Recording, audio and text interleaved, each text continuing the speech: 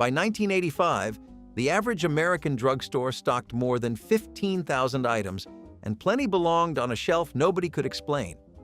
The beauty aisle was a laboratory of promises. Bottles that swore they would tan you, kits that curled your whole head at the sink, gadgets that buzzed and plugged into the wall. Number 22 on this list promised a salon perm for under $10 and left the house smelling like ammonia. Number 15 was a bottle of color you painted onto bare skin, praying not to turn orange. And number 4 on this list ran on batteries and pulled hair out by the root, sold by the cough drops. These products all did the same strange thing. They turned a quick errand into a leap of faith, a bet the box would keep its promise. So hit subscribe and walk the aisles with me, because here are 25 bizarre drugstore products from the 1980s that made no sense at all. Number 25. The facial sauna steamer. The idea of buying a personal steam cloud for your own bathroom felt like the future in 1983. Clairol patented an electrically heated facial sauna that year, and it landed on drugstore shelves next to the curlers and the hair dryers. You filled a little reservoir with water, plugged the thing into the wall, and waited for it to boil. Then you leaned your face into a plastic cone while hot steam rolled up at your skin. The box promised open pores and a fresh glow, the kind of pampering women had only seen at a salon. In practice, it was a hot kettle you pressed your cheeks against. The water took ages to heat, the plastic smelled scorched, and a hot washcloth did the same job for free. Most of them ended up in the back of a closet within a year. Steam was always free, but somebody figured out how to sell it in a box. Number 24. Apricot Scrub. Plenty of products promised to clean your face, but this one promised to sand it. Apricot showed up in every American drugstore in the 1980s for around $3, made by the Gillette Company, and sold as the natural way to glow. The secret was crushed apricot seeds folded into a creamy base. Those little gritty bits were coarser and more concentrated than anything else on the shelf, and you were told to rub them in hard. Teenagers across the country scrubbed their cheeks raw, chasing that squeaky clean feeling. Dermatologists later pointed out that ground fruit pits have jagged edges, and dragging them across thin facial skin can leave tiny scratches behind. Nobody was thinking about that at the time. The tube felt natural. It smelled like apricot candy, and rough was supposed to mean it was working. Selling people crushed seeds to grind into their own faces was a strange kind of progress. Number 23. Sun In. Somewhere out there is a generation of women who learned the hard way that you cannot reverse a chemical reaction. Sun In was a spray bottle of lemon juice and hydrogen peroxide that promised sun-kissed highlights for a few dollars. You misted it onto damp hair, combed it through, then aimed a blow dryer at your head to speed the bleaching along. On the lucky few, it worked. On everyone else, the peroxide grabbed the warm tones in brown hair and turned them brassy. Plenty of girls walked into school the next morning with a head of orange instead of gold, and a few turned nearly red. There was no rinsing it out and no taking it back. It was cheap enough that a kid could buy a bottle without asking a parent, which was half the trouble. A whole summer of dreamed-up beach hair could go wrong in one hopeful afternoon at the window. Number 22. The Home Perm Kit. This is the one that promised a salon perm for under $10 and filled the whole house with the smell of ammonia.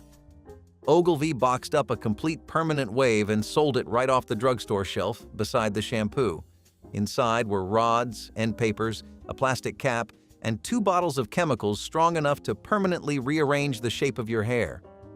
You wound every strand around the little rods at the bathroom sink, then poured the waving lotion over your scalp and waited while it stung. The smell crept into every room and clung to the towels for days. Done right, you got tight curls that lasted for months. Done wrong, you got a frizzy mess or a chemical burn on the back of your neck, and there was no salon to call. Saving $20 meant pouring industrial chemicals on your own head and hoping for the best. Number 21. Lee Press-On Nails. Few products captured the decade quite like a full manicure you could buy in a blister pack and stick on in the car. Lee launched the press-on nail in 1985, and the country went wild for it. In just 5 months on the shelf that first year, sales blew past $12 million. The pitch was simple. Hard plastic nails came pre-shaped in the box, and a strip of double-sided sticky tape held them onto your real nails. No salon, no drying time, glamour in about 3 minutes flat. The catch arrived the moment you reached into your purse or knocked a hand against a door. The nails popped off without warning, sometimes one at a time across a whole afternoon. Women learned to keep the box in their bag for emergency repairs. Convenience that flew off your fingers at the worst moment was somehow still a smash hit. Number 20. The glass fever thermometer. Anybody who grew up before the 1990s remembers the little snap of the wrist to shake one down. A slim glass tube held a thread of silver mercury that climbed when you tucked it under your tongue. To reset it, you gripped the end and flicked it hard, praying you would not crack it against the edge of the sink. They sold for almost nothing at every pharmacy counter, and most homes kept one in the medicine cabinet for decades. What nobody mentioned was that the silver thread inside was liquid mercury, one of the most toxic metals there is. A dropped thermometer scattered shiny beads across the bathroom floor that kids would chase like a game. By the early 2000s, states began banning them outright. For most of the century, the family fever gauge was a glass tube full of poison. Number 19. The lighted makeup mirror. Before anybody thought about flattering lighting on a phone screen, there was a heavy plastic mirror with a dial on the side. The Clairol True to Light model gave you 4 settings, marked for day, office, and evening, each one meant to simulate the light you would face that day. One side magnified your reflection until every pore looked enormous. Many models even had a little socket on the front so you could plug your curling iron straight into the mirror. It sat on dressing tables in homes all across the country, humming with a ring of little bulbs around the frame. The trouble was that the harsh magnified setting tended to send people into a quiet panic over tiny flaws nobody else would ever notice or see. Selling a mirror designed to show you your own face in the very worst possible light was a curious thing to call beauty. Number 18. The appetite candy. This one belongs to a stranger era of the drugstore, when a chewy chocolate square was sold as a way to eat less at dinner. Aids came in chocolate, caramel, peanut butter, and butterscotch, and it sat right by the register. The pitch was that you ate a piece with a hot drink before a meal, so you would feel full sooner. As a matter of plain history, the brand was enormous. Through the 1970s and into the early 1980s, it sold so well that it became one of the best-known names on the shelf, a fixture in millions of American homes. Then the brand name collided with the AIDS epidemic, and by 1988 the company was scrambling for a new name as sales fell by half. The product faded fast after that. A candy bar marketed as the opposite of a candy bar was always a hard idea to keep selling. Number 17. The hot lather machine. For a few years, it seemed every father wanted the barbershop experience on his own bathroom counter.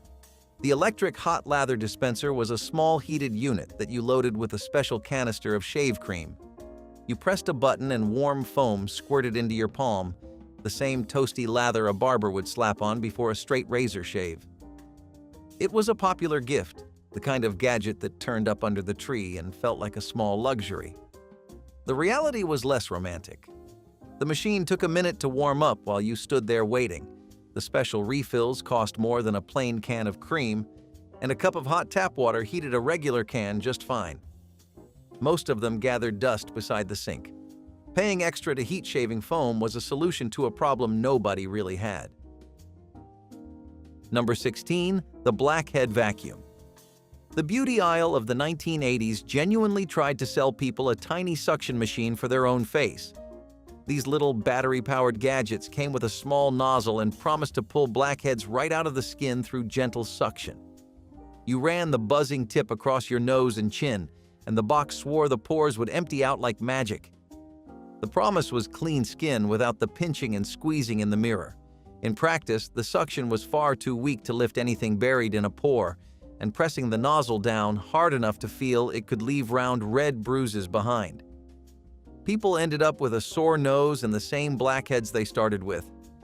The gadget buzzed impressively and did almost nothing. Aiming a vacuum cleaner at your own face was a bizarre place for beauty to land. Number 15, the paint-on tan. Here is the bottle of color you brushed onto bare skin while praying you would not turn orange. Coppertone QT, short for quick tan, promised a tan overnight with no sun at all. The active ingredient was a sugar-derived chemical called DHA that reacted with the dead cells on the surface of your skin and stained them darker. The trouble was baked right into the chemistry. That reaction produces far more yellow than red, so the color leaned toward orange instead of a real bronze. Worse, it pooled in the creases, knees, elbows, knuckles, and the palms of your hands, soaked it up, and went dark and streaky.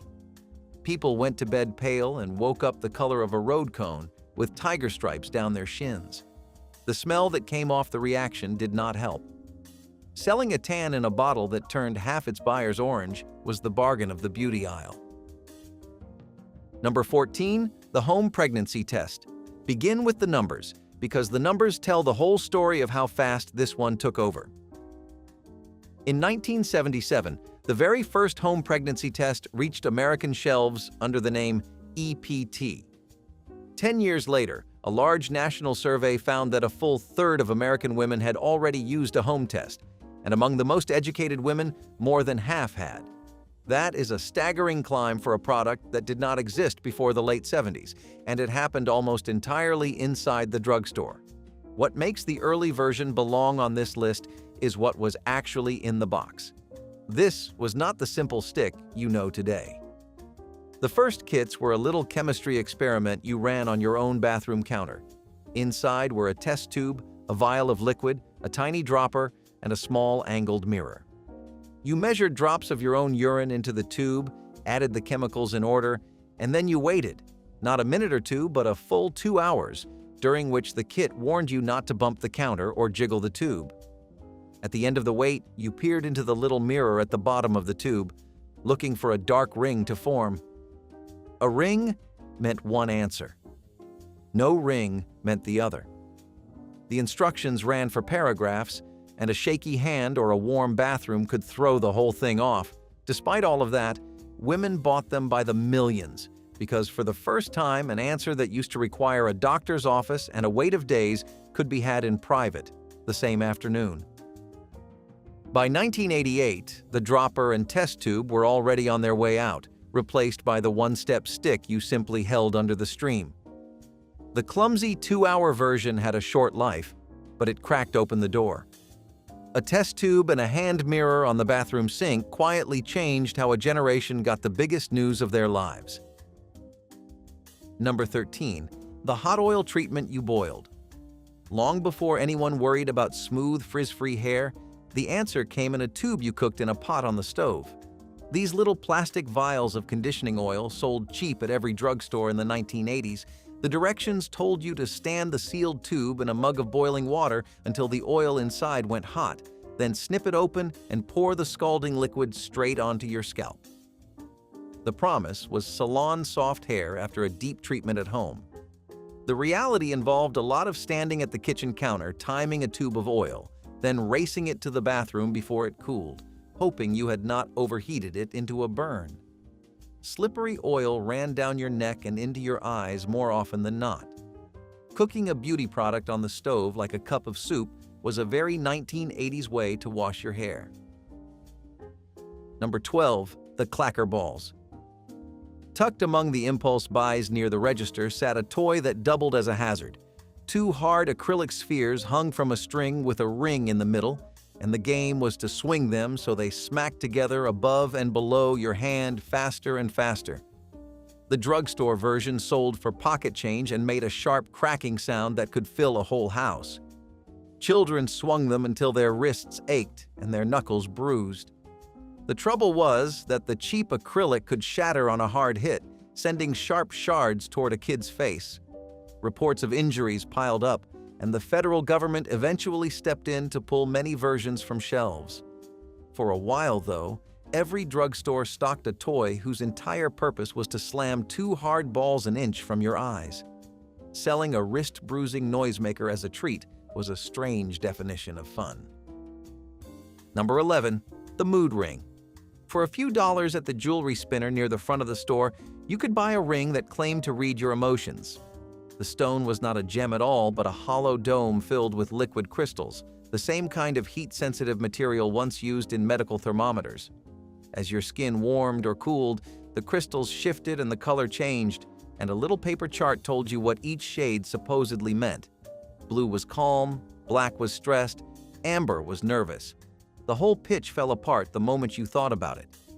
The ring was only measuring the temperature of your finger, not your feelings, so a cold room turned everyone gloomy, and a hot day made the whole class look madly in love.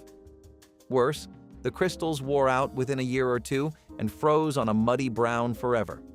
Selling people a thermometer and calling it a window into the soul was pure drugstore magic. Number 10. The hot roller set. Every dressing table in the country seemed to hold one of these humming plastic cases by the middle of the decade. Inside sat a row of foam-covered curlers standing upright on little metal posts, and you plugged the whole unit into the wall to heat them. A tiny dot on each roller turned from black to white when it was hot enough to use, and then you raced to wind your hair around the scorching cylinders before they cooled. The promise was bouncy salon curls in 20 minutes flat, no wet setting, and no sleeping in pins. The reality came with burned fingertips and a scalp that learned to flinch. The little metal clips that held each roller in place left dents and crimps, and a roller grabbed too close to the skin could raise a welt behind the ear. Half the box was usually missing within a year, lost behind the dresser. A case of electrically heated cylinders you pressed against your own head was somehow standard equipment. Number 9. The liquid hair tonic. Long after most men had moved on, a tall bottle of amber liquid still held its spot on the shelf, promising to tame a head of hair without the grease. Vitalis built an entire campaign on mocking the thick pomades of an earlier era, calling them greasy kid stuff, and selling itself as the grown-up alternative. You shook a palmful of the watery tonic into your hair every morning and combed it into place. The pitch was a clean, controlled shine with no heavy buildup. In practice, the stuff dried stiff and tacky, left a faint medicinal smell on every pillowcase, and ran in streaks if you got caught in the rain. Younger men found the whole ritual hopelessly dated, a relic of their fathers' bathrooms. Yet the bottles kept selling, a quiet holdover from a time when every man slicked his hair down before leaving the house. Pouring liquid out of a bottle to control your hair was a habit the decade never quite shook. Number 8. The magnetic insoles. Down near the foot care pegs, between the corn pads and the arch supports, hung a product that promised to heal you through your shoes. These were flat rubber insoles with small magnets embedded inside, and the packaging claimed that the magnetic field would boost circulation, ease aching feet, and draw away fatigue with every step. You slipped them into your shoes and went about your day, supposedly bathing your tired soles in healing energy. The science never held up.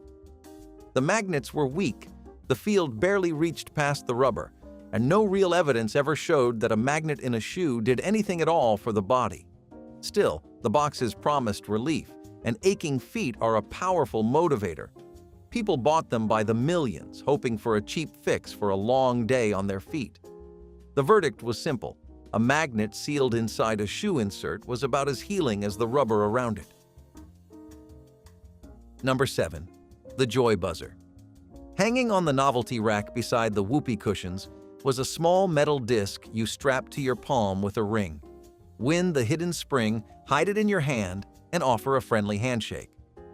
The moment your palm met theirs, the spring let go with a loud buzzing rattle that made the victim jump out of their skin. It cost almost nothing and promised endless laughs at family gatherings. The trick was that the buzz was all sound and vibration, no shock at all, though half the people who got buzzed were sure they had just been electrocuted. The cheap metal versions rusted, the springs wore out, and the surprise lasted exactly 1 use per person before they saw it coming. A wind-up rattle sold as a practical joke kept turning up in Christmas stockings for decades. Number 6. The corn razor. In the foot care aisle, next to the pumice stones, sat a tool that looked like it belonged in a barber shop. A small metal handle held a real razor blade, and the idea was to shave the hardened skin and corns right off the bottom of your own foot. You drew the blade across a callus in thin slices, peeling away dead skin until you reached something softer. The package promised smooth feet without a trip to anyone. The danger was obvious to everyone except the person holding it. A blade dragged across your own sole, often in a steamy bathroom with wet hands, slipped easily, and a too-deep pass drew blood fast. Handing the public a bare razor blade to skin their own feet was a bold thing for a drugstore to stock. Number 5. The medicated pads. Few products defined a teenager's bathroom shelf quite like a fat plastic tub of acne wipes.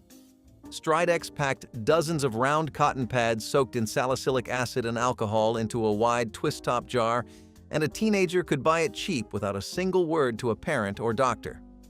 You peeled a pad off the stack, dragged it across your face, and felt the cold sting that meant it must be working.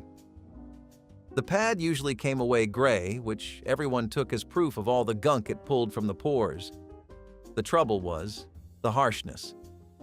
The same alcohol and acid that stung so satisfyingly also stripped young skin raw, leaving it tight, flaky, and sometimes redder than before. Teenagers scrubbed twice a day, chasing clear skin, and often traded pimples for peeling. A tub of stinging pads measured by how much they hurt was a strange thing to call skincare. Number 4. Epilators. Here is the one that ran on batteries and pulled hair out by the root, sitting on the shelf right by the cough drops. 2 Israeli engineers built it, and it reached American stores in 1986 as the first electric epilator anyone had seen. The heart of it was a tight metal spring coiled into a curve. Switch it on, and a small motor spun that coil so the loops pinched open and shut dozens of times a second. You rolled the buzzing head across your leg, and the spring caught every hair and yanked it straight out of the follicle. The result lasted for weeks, but it hurt like nothing in the beauty aisle before it. Women described a sensation between a swarm of stings and a bandage rip that never stopped. It sold 200,000 units its first year anyway, over the counter with no warning beyond the box. A battery gadget that ripped hair out by the root, sold beside the throat lozenges, was the decade's boldest leap of faith. Number 3. The Subliminal cassette. By the middle of the decade, a spinning rack near the checkout held cassette tapes that promised to fix your life while you barely listened. The labels read like a list of wishes: lose weight, quit smoking, build confidence, stop nail biting, sleep better. What you heard when you pressed play was ocean waves or soft music, nothing more. The real magic, the box swore, was hidden underneath, in messages recorded too quietly for the conscious ear, but loud enough for your sleeping mind to soak up. You popped one in the car or beside the bed and let it run, trusting that buried voices were quietly rewiring your habits. The whole industry rested on a promise no one could check, since by design, you could not hear what you were paying for. When researchers finally tested the tapes against silent placebos, the silent group did just as well, which told the whole story. People across the country bought hours of hidden whispers they could never actually hear, hoping a cassette would do the work they could not. Paying real money for messages you were promised you would never notice was the purest snake oil the register ever sold. Number 2. The Splash-On cologne. Down at the end of the men's aisle stood a row of brightly colored bottles promising to turn any teenage boy into a heartbreaker for under $5. Names like High Karate and Brute leaned hard on the idea that one splash would send admirers running. The cheap drugstore versions skipped subtlety entirely. A single dab was never enough, so boys doused themselves until a cloud followed them down the school hallway and lingered in the classroom long after they sat down. The scent was sharp, alcoholic, and far too strong, the kind that announced a teenager 3 doors before he arrived. One brand even packed a self-defense joke booklet in the box, as if the smell alone could not fend people off. Bottling a hallway clearing fog and selling it as romance was a very 1980s kind of confidence. Number 1. The hemorrhoid cream on your face. The strangest product in the whole drugstore was one nobody meant to sell this way. Preparation H sat in the medicine aisle for one obvious purpose. Yet by the 1980s, a quiet beauty trick had spread by word of mouth. Dab a little of the ointment under your eyes, the rumor went, and the puffy bags would shrink before a big night out. The logic was not entirely crazy. The cream was built to tighten swollen tissue, and skin is skin. Models and makeup artists swore by it, magazines whispered about it, and ordinary women started keeping a tube on the bathroom shelf for emergencies. So there it was. A product for the most undignified ailment imaginable, quietly drafted into the fight against crow's feet and tired eyes. Nothing on any shelf captured the decade better than smearing hemorrhoid ointment under your eyes and calling it glamour. If you made it all the way down to number 1, then one of these almost certainly lived in your own bathroom once. So here is my challenge. Think back to the drugstore beauty aisle of your childhood, that long row of promises and bright boxes, and find the single product on this list you actually owned and used. Maybe you burned your fingers on the hot rollers, doused yourself in cheap cologne before a dance, or watched a mood ring turn brown. Tell me about it in the comments and whether it ever did what the box swore it would. These were never just products. They were small bets we placed on ourselves at the checkout counter, hoping the next purchase would finally be the one that worked.